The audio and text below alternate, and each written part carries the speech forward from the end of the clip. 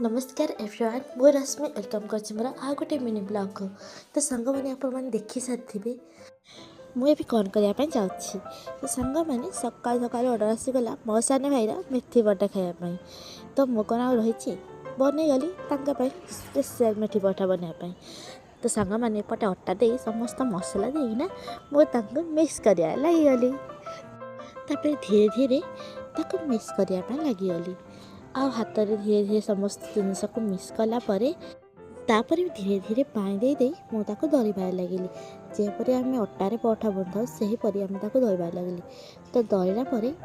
किसी समय मुझे तेल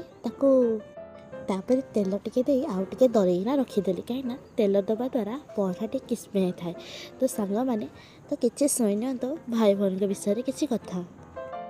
दुनियार सबु बड़ भाई आ सबु बड़ भौणी प्रथम संतान सान भाई आ भौणी होती सतरे से माने आमको जिते भी जहाँ भावतु ना कहीं आम सहित जिते माड़ झगड़ा हूँ ना कहीं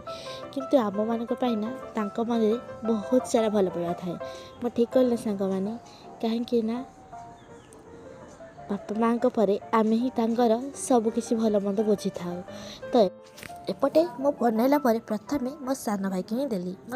माने बिजु को से खाईना कहला बहुत टेस्ट है